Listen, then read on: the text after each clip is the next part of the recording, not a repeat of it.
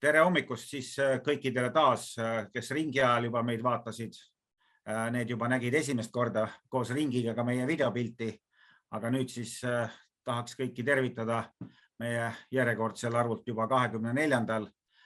Eesti Raadioamatööride Ühingu talvisel talvepäeval teist aastat järjest siis nüüd ainult virtuaalselt ehk siis webinari vormis, aga loodame, et me saame kõikide asjadega siin hakkama ja tuleb sisukas programm.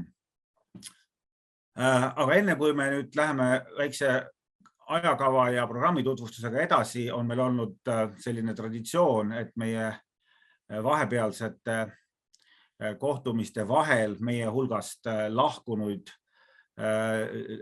kolleege, hobikaaslasi natukene meenutame ja mälestame.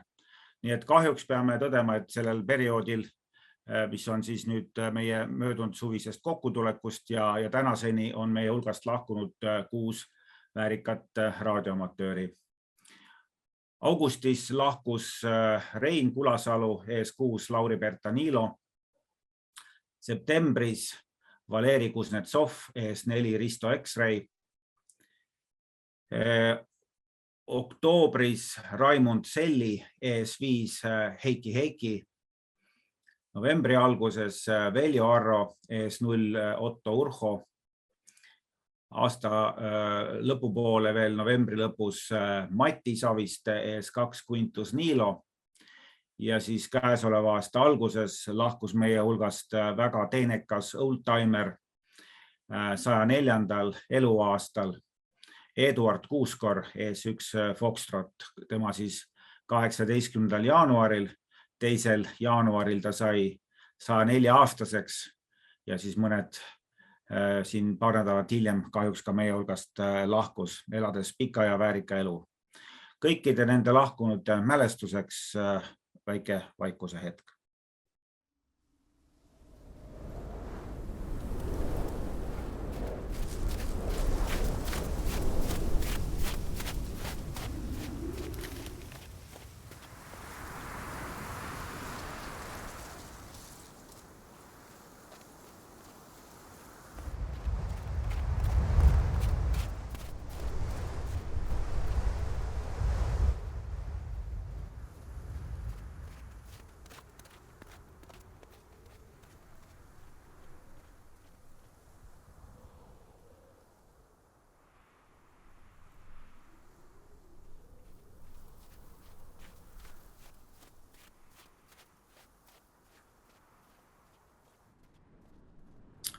Nii, suur tänu. Aga läheme siis oma tänase päevakava juurde ja päevakorras on siin meil lausa 4 ettekannet praegu. Ja algame siis S2 Heiki Ville Viki ettekandega log 4 OM jaamapäeviku tarkvarast aasta aega tagasi. Me selle teemaga juba alustasime ja nüüd oleks paslik seda edasi natuke arendada ja Viki räägib neist asjust, mida siis eelkõige eelmine kord ei saanud räägitud ja loodetavasti ka võib-olla kordab üle mõned olulised aspektid, mis on jätkuvalt asjakohased ja olulised. Edasi Arvo ES1QV võtab teema üles siis võistlemisest digimodede kaasabil ja tõenäoliselt siis seda ka koos N1MM tarkvaraga ja et kuidas siis ikkagi ühest digimodede võistlusest lõpuks ka mõistlik ja söödav logi kätte saada, nii et see on ka olnud tihtipeale probleemiks siin mitmetel kolleegidel. Kella 1 paiku, vaatame, loodame, et me saame enam-vähem oma päevakavast kinnigi pidada, kella 1 paiku anname sõna Tartu suunas ja Tartu külje alla siis Viljo ES5 PC jagab meile muljeid Jaesu uuest transceiverist FTTX 101. Usun, et see võiks olla väga selline informatiivne ja huvitav just selles plaanis, et kas see oleks nüüd see transceiver, mida võiks soetada ja võib-olla mis võiks meid siin teenida mitmed järgnevad paljud aastad.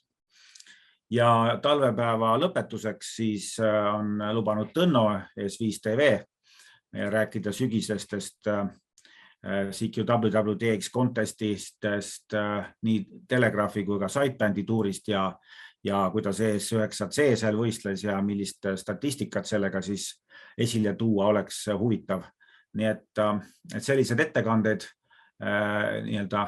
loodame, et kõik meie ühendused toimivad otse.ERAU.ee kaasabil ja meie tehniline tiim siis S3VI, S4 RAO siin eelkõige praegu, kes on siin hoiavad näppu ja pulsil ja hiiri ja muid vahendeid valmis, et lülitada ümber pilte ja ekraani jagamisi ja edasi. Nii et loodame, et kõik sujub ja te saate kena webinari informatiivse talvepäeva osalisteks.